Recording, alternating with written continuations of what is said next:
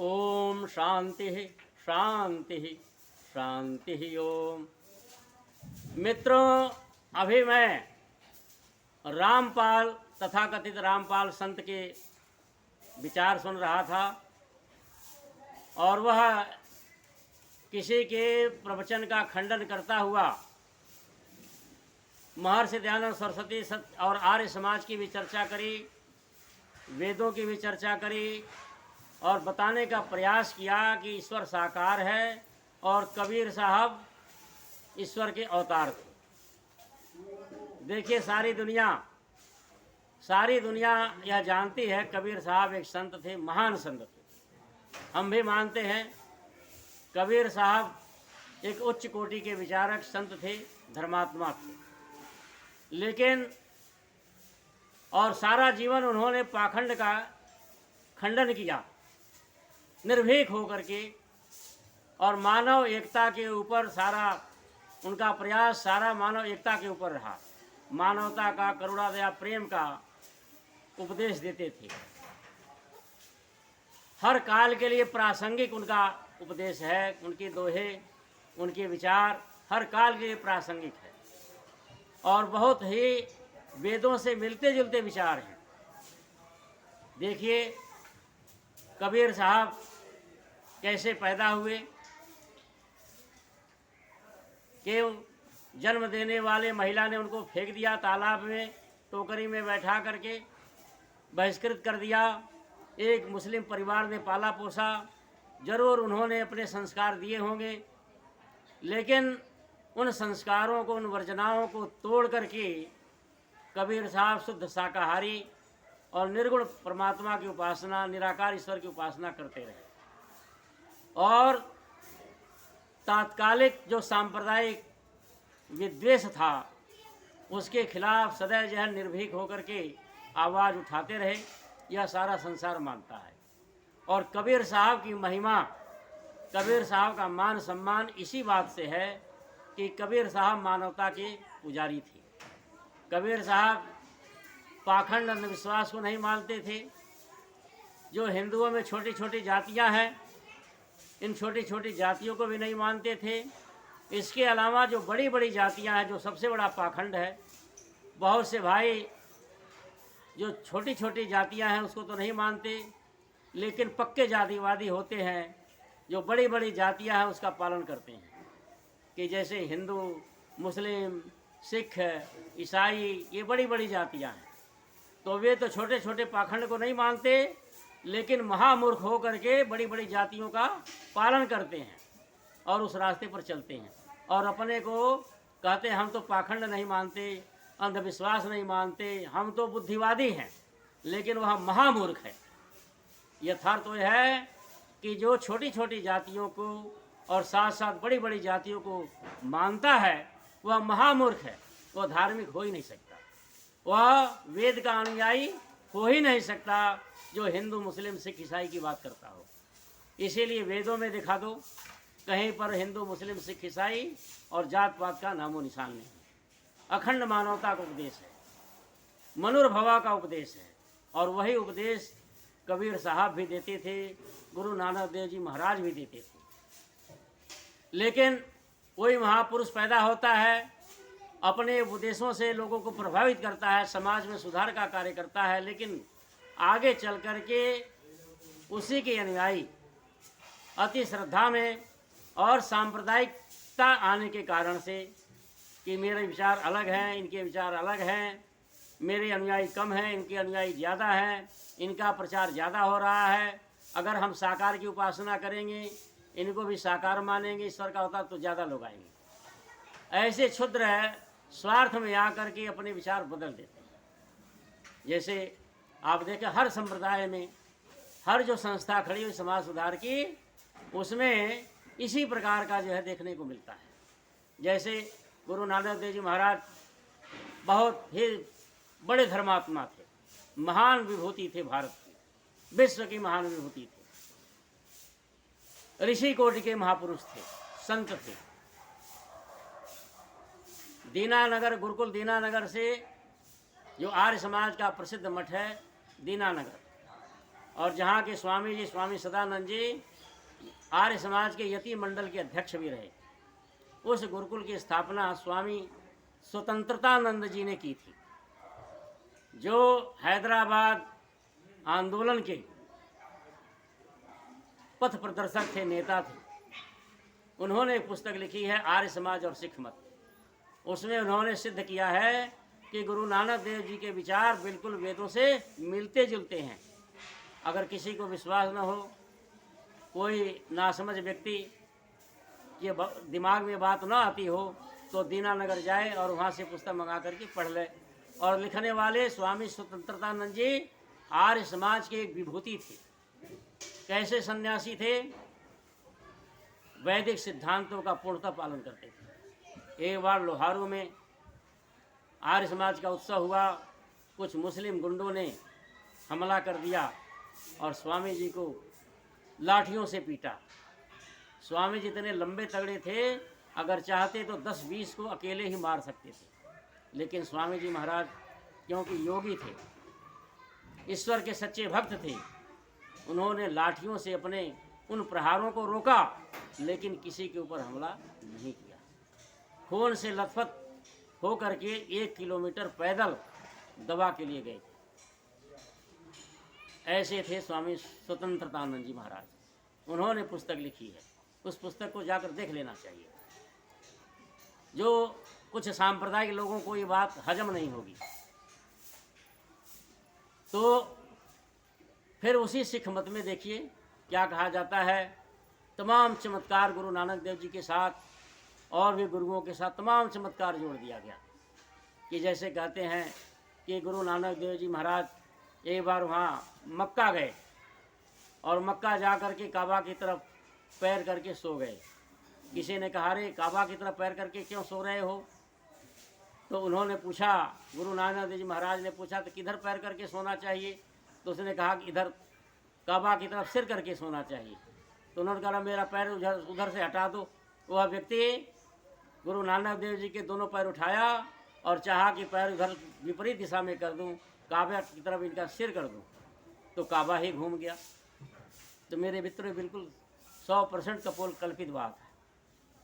ऐसा चमत्कार कभी नहीं होता। और दूसरी बात, बुद्धि से हमें सोचना चाहिए कि कोई व्यक्ति भारत से जा कर के काबा की तरफ पैर करके सोएगा, तो जो मुस्लिम प्राय इतने कट्टर नासमझ होते हैं, इस प्रकार से वो समझाएगा और पैर पकड़ के उठाएगा और पैर ही काट देगा।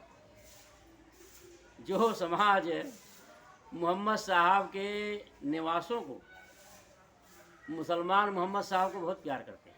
संसार में जितने भी महापुरुष हुए, चाहे ये रियल के महापुरुष हों चाहे तथाकथित महापुरुष हों, सबसे ज़्यादा प्यार मुसलमान मोहम्मद साहब से करते हैं। सभी महापुरुषों में सबसे ज़्यादा आदर मोहम्मद साहब को मुसलमान करते हैं। इतना आदर कोई अपने महापुरुष का नहीं करता जितना ये करते हैं। जब भी मोहम्मद साहब का नाम आता तो नाम को चूमते हैं आज भी। लेकिन ये सोचो तो मोहम्मद साहब सबसे ज़्यादा प्यार किससे करते थे? अपने निवासों से करते थे, अपने बेटी के बेटों से करते थे, जिनका नाम था हसन हुसैन।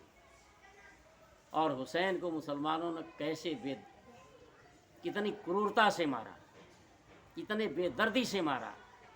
पानी के लिए पहले तड़पाया और छोटे छोटे बच्चों को, महिलाओं को पानी के लिए तड़पाया और फिर जो है हुसैन को मारा। जबकि मोहम्मद साहब कहते थे, मेरी निवासे मेरी आँखों की ठंडक है।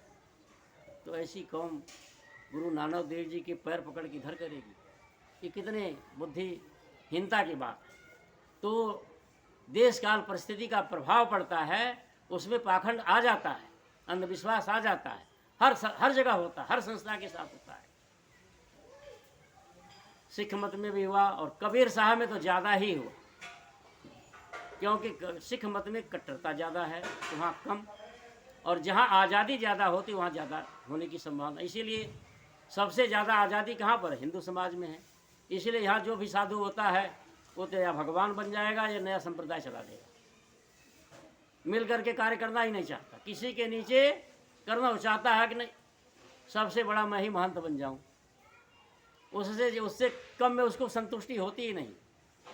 इसीलिए नए नए भगवान, और ये रामपाल है नया भगवान पैदा हुआ, अभी जेल में जेल काट रहा है भगवान कृष्ण जेल तोड़ के बाहर आ गए, और ये जो है जमाना संसार को छोड़ करके जेल पहुंच गया। ऐसा भगवान, ऐसा ऐसा भगवान जो संसार छोड़ करके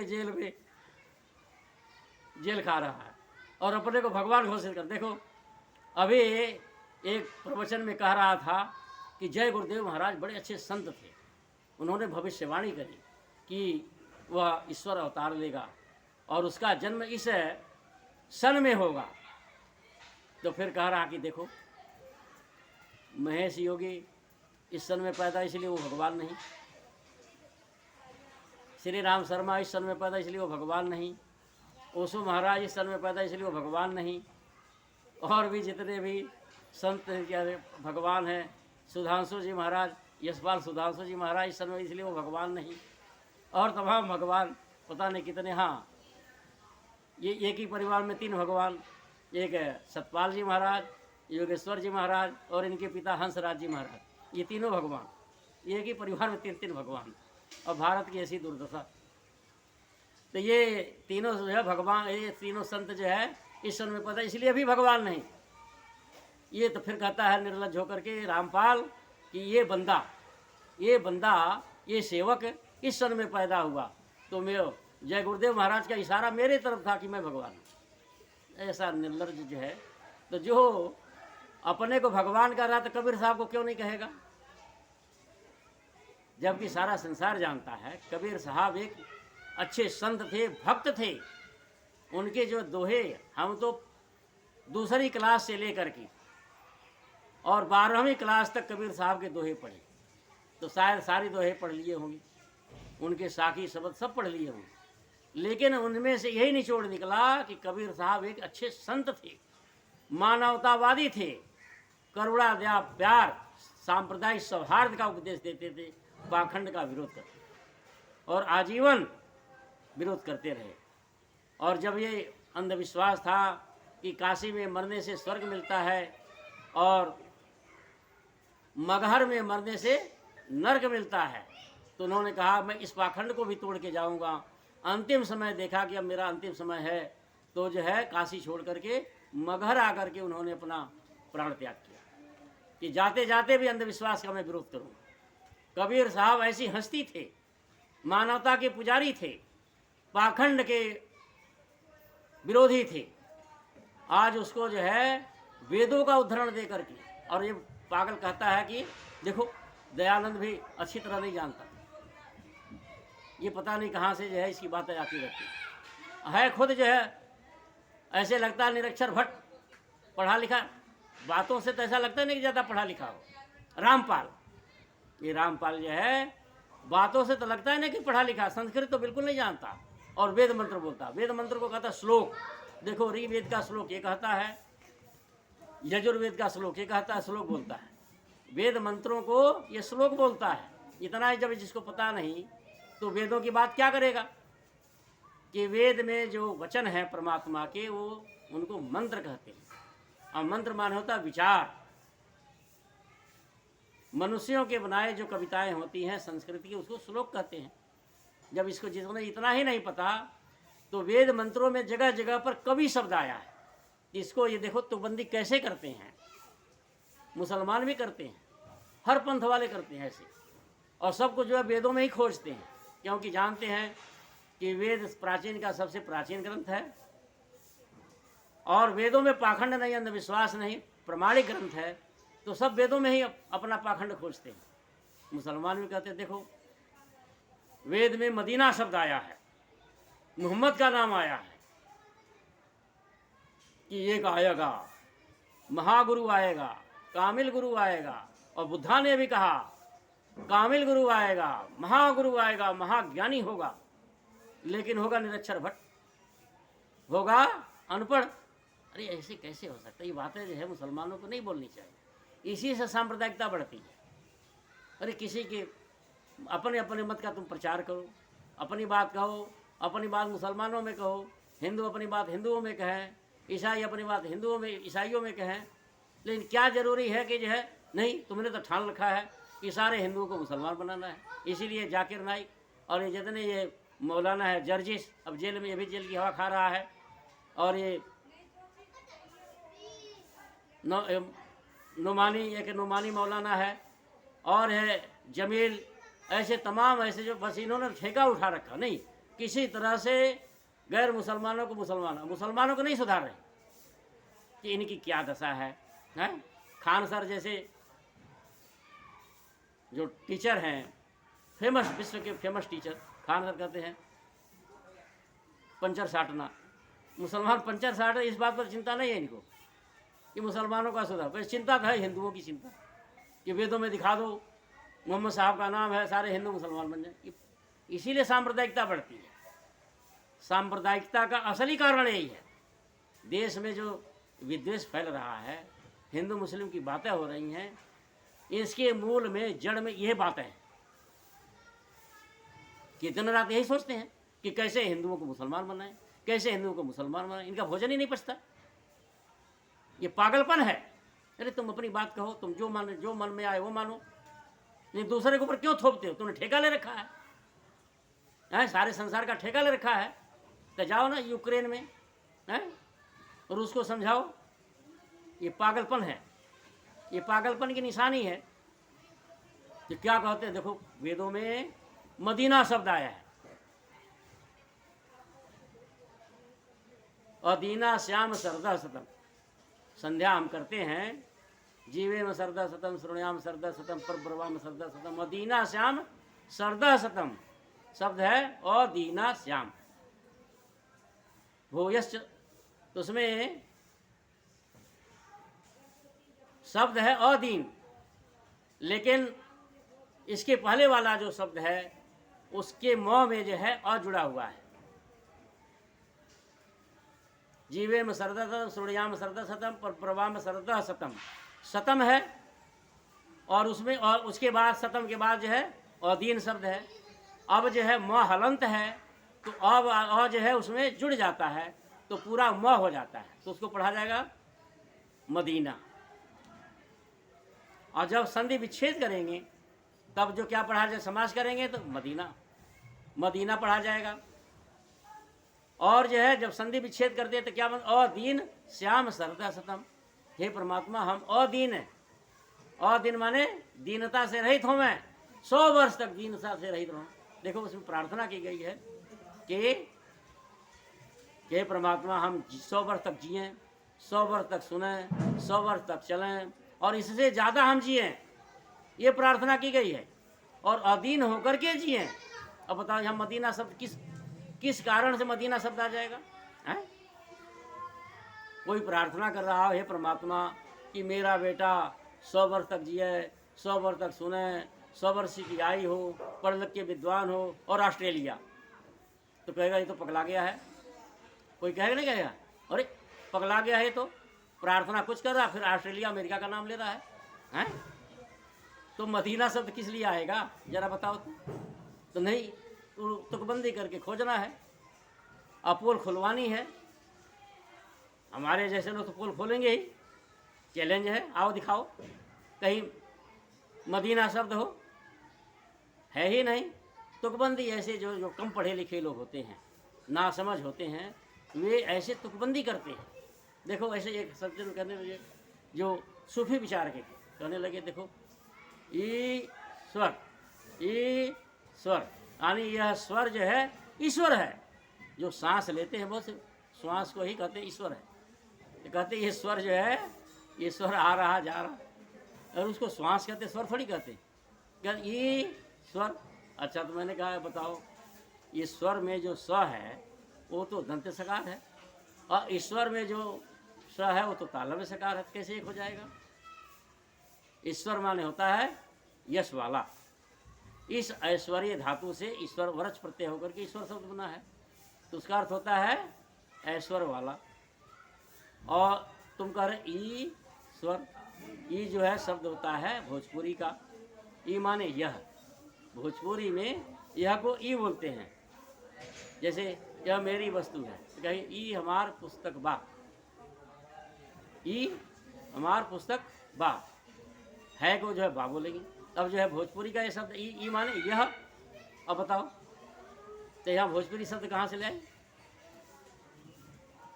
ईश्वर शब्द में। तो अच्छा, स्वर में जो स्वर और व्यंजन का शब्द है इसमें तो दंत सकार है, लेकिन ये उलझुल गधे मानेंगे नहीं, क्योंकि पढ़े लिखे हैं ही नहीं।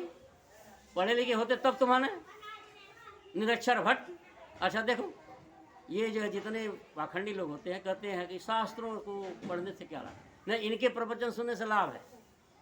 इनका प्रवचन जो होता पाखंडियों का, उसको फिर पुस्तक बना देते हैं, फिर कैसेट बना देते हैं, यूट्यूब पर डाल देते हैं। वो तो सुनो तो ज्ञान होगा, और किसी ने अपने ज्ञान को पुस्तक के रूप में व्यक्त कर दिया तो उसके पढ़ने से ज्ञान नहीं होगा।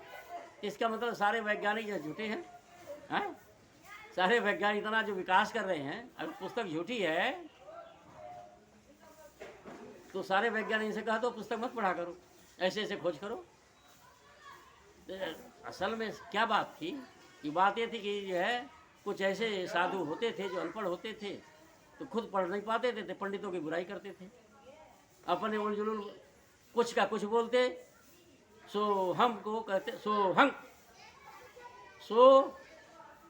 अहम शब्द है। यथार्थ में क्या है? सह अहम। यहाँ सह को विसर्ग को ओ हो जाता है, और अहम संधि होता है तो अ जो है, अहम का जो अ है उसको विवृति चिन्ह बना देते हैं, यश जैसा लिख देते हैं, तो सोहम बन जाता है। अब उसी को कुछ कम पढ़े लिखे लोग उच्चारण दोष से सोहंग बोलने लगे, लेकिन है सह अहम। सह माने वह मैं हूँ, मैं परमात्मा हूँ, परमात्मा मैं हूँ, ऐसा। अच्छा बताओ, इसका जाप करते हैं। कोई ऐसा व्यक्ति अगर मान लो यथार्थ में डॉक्टर भी हो, हैं? अभी एम्स के मित्तल डॉक्टर थे जो कोरोना काल में देहांत हुआ, हार्ट के बड़े अच्छे डॉक्टर थे। उनसे कहो तुम जो है एक दिन जाप करो, कहो कि मैं हार्ट का डॉक्टर हूँ, मैं हार्ट का डॉक्टर हूँ, मैं हार्ट का डॉक्टर, तो सारी दुनिया के पगला गया है। उसी तरह से कोई ये जाप करता हो सोहम सोहम सोहम सोहम कि मैं परमात्मा, मैं परमात्मा, मैं परमात्मा, मैं परमात्मा, क्या पगला गया है, हैं? अगर है भी तो ये कहने का क्या तुक होता है? कोई डॉक्टर अपने को डॉक्टर है तो कहता ही नहीं कि मैं डॉक्टर हूँ। और जो सभ्य लोग होते हैं कहते हैं मैं तो यहाँ का सेवक हूँ। जो सभ्य लोग होते हैं फिर यह आवश्यकता पड़ती प्रूफ दिखाते हैं कि मैं डॉक्टर भी हूँ। तो इस तरह से ये उलझुल बातें ये कम पढ़े लिखे लोग पाखंड चलाया।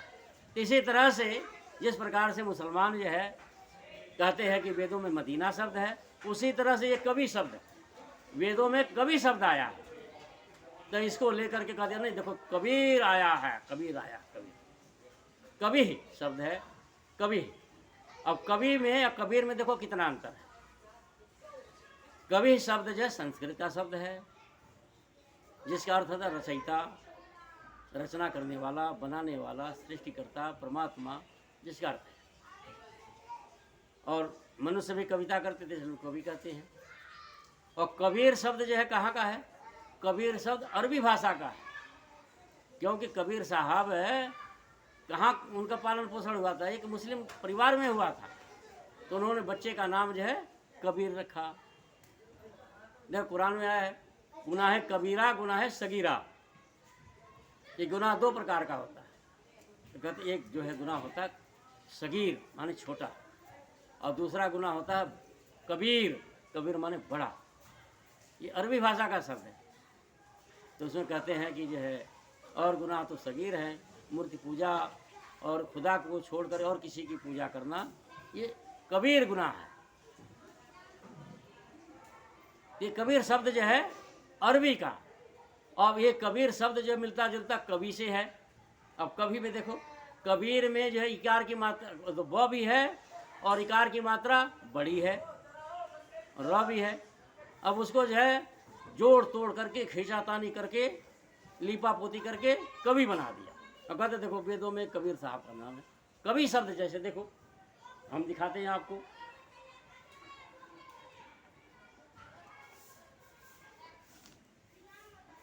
यजुर्वेद, यजुर्वेद का 40वां अध्याय मंत्र 8। परमात्मा का था सब पर्यगाच्छात गात सपर्यगात शुक्रम अकायम अव्रणम अस्नाविरम शुद्धम अपाप विद्धम। मैं अलग अलग करके संधि विच्छेद करके बोल रहा हूँ। कबीर, देखो आ गया कबीर, कभी नहीं आया है, कबीर नहीं आया, कवि ही। क्या आया? कवि ही। मनीषी प्रभु स्वयंभू याथा तथ्यतो अर्थान व्यधात शाश्वतीभ्य समाभ्य। यहाँ का क्या शब्द आया? कवि ही आया है। अब बताओ कौन मूर्ख है जो कवि शब्द को कबीर बना देगा? तो ऐसे नासमझ लोग, स्वार्थी लोग, धूर्त लोग खींचातानी करते हैं और वेदों का अनर्थ करते हैं। इसी का परिणाम निकला कि इतना पाखंड अंधविश्वास संसार में फैला। तो मेरे मित्रों, ऐसे लोगों को के जो है बहकावे में नहीं आना चाहिए। जो स्वयं अगर संत होता तो जेल में नहीं काटता, और जो भगवान होता जेल के सारे ताले तोड़ देता है। तुम्हारे अनुसार तो जो है जो ईश्वर मनुष्य के रूप में अवतार लेता हो तो क्या है वो जेल उसको बांध सकती है? भगवान कृष्ण वैसे परमात्मा नहीं थे। भगवान माने होता है यशस्वी। भगवान कृष्ण भी भगवान हम बोलते हैं उनको, राम को भी बोलते हैं, गौतम बुद्ध को भी भगवान, जबकि गौतम बुद्ध का तो ईश्वर है ही नहीं, फिर भी उनको भगवान क्यों कहा जाता है? तो भगवान माने यशस्वी होता है। सुभाष चंद्र बोस भगवान सुभाष चंद्र बोस, भगवान राम प्रसाद बिस्मिल, भगवान सरदार वल्लभ भाई पटेल, भगवान भगत सिंह, भगवान चंद्रशेखर आजाद, भगवान महात्मा गांधी, नहीं इन हम सबको भगवान बोल सकते हैं। भगवान माने होता महापुरुष। भग ऐश्वर्य धातु से मतु प्रत्यय होकर के भगवान बना। भगवान माने जैसे बलवान, बलवान माने क्या होता है? बल वाला। धनवान माने धनवान, गुणवान माने गुण वाला। उसी तरह भगवान माने भग वाला। तो भग का क्या अर्थ है? जाके पाणिनि ऋषि का धातु पाठ देखो, उसमें लिखा हुआ भग ऐश्वर्य, भग ऐश्वर्य, जिसकी यश जो है चारों तरफ फैला हो, जिसको सब बहुत लोग जानते हों, जिसको बहुत लोग मानते हो, सम्मान करते हों, वो भगवान। अब सुभाष चंद्र बोस, राम प्रसाद बिस्मिल, सरदार भगत सिंह, क्या ये भगवान नहीं थे? इनका यश कितना फैला हुआ, बच्चा बच्चा जानता है, बच्चा बच्चा सम्मान करता है, ये भी भगवान थे। तो अब ये जो है इनको तो ये है कि नहीं, भगवान कृष्ण को जब भगवान माना तो हमारे कबीर साहब क्यों पीछे रहें? एक पागलों की बात। कबीर साहब एक महापुरुष थे, संत थे, यथार्थ में संत थे, बहुत बड़ी हस्ती थे, बहुत बड़े विचारक थे। हमें उनको उसी रूप में देखना चाहिए। जो उनको भगवान के रूप में मानता, निश्चित रूप से वो पाखंड कर रहा है, अंधविश्वास कर रहा है, अज्ञानता कर रहा है, और कबीर साहब के साथ भी ज्यादती कर रहा है। अब देखो, हम कभी भी प्रधानमंत्री को राष्ट्रपति नहीं कह सकते। कोई कहे कि नहीं हम तो प्रधानमंत्री के बड़े भक्त हैं, तो हम तो जो है प्रधानमंत्री छोटा होता है, राष्ट्रपति बड़ा होता है, तो हम तो राष्ट्रपति कहेंगे। कहो, जेल खाओगे। और कोई कहे नहीं मैं तो जो है राष्ट्रपति को कम मानता हूँ और प्रधानमंत्री को ज़्यादा मानता हूँ, तो मैं तो जो है राष्ट्रपति को प्रधानमंत्री कहूँगा, जेल खाओगे। उसी तरह से भक्त को भगवान नहीं कह सकते। परमात्मा अलग है, जीवात्मा अलग है, परमात्मा निराकार है। अगर परमात्मा निराकार नहीं होता तो सर्वत्र जो है वह व्यवस्था नहीं कर सकता, पूरे ब्रह्मांड में उसकी व्यवस्था नहीं हो सकती। क्योंकि जो साकार वस्तु होती है उसकी शक्ति भी सीमित होती है, उसका ज्ञान भी सीमित होता है। अल्प वस्तु अल्पज्य होती है, सर्वशक्तिमान नहीं हो सकती, सर्वज्ञ नहीं हो सकती, सर्वत्र नहीं हो सकती। सूर्य देखो कितना बड़ा है, लेकिन उसका प्रकाश सर्वत्र नहीं है, वह भी सीमित है। सूर्य सीमित है, कितना भी बड़ा हो, लेकिन उसकी शक्ति भी, सूर्य सीमित है, उसकी शक्ति भी सीमित है। उसी तरह से प्रकृति का नियम है, वैज्ञानिक नियम है, जो अल्प होगा उसकी शक्ति भी अल्प होगी, जो सीमित होगा उसकी शक्ति भी, ज्ञान भी, सब कुछ सीमित होगा। तो परमात्मा जो है अनंत है, सर्वशक्तिमान है, सर्वज्ञ है, सर्वत्र है, इसीलिए वो निराकार है। जो निराकार नहीं होगा तो सर्वज्ञ, सर्वज्ञ, सर्वशक्तिमान हो ही नहीं सकता। तो मेरे मित्रों, ऐसे लोगों के बहकावे में हमें नहीं आना चाहिए। सभी शास्त्रों का ज्ञान प्राप्त करना हो, यथार्थ ज्ञान प्राप्त करना हो, सभी मत संप्रदायों को जानना हो, यथार्थ में सत्य क्या है, ईश्वर क्या है, धर्म क्या है, वेद क्या है, इसको जानना हो तो सत्यार्थ प्रकाश पढ़ो, उसकी शरण में आओ, तभी जो है तुम्हारा कल्याण होगा। इतना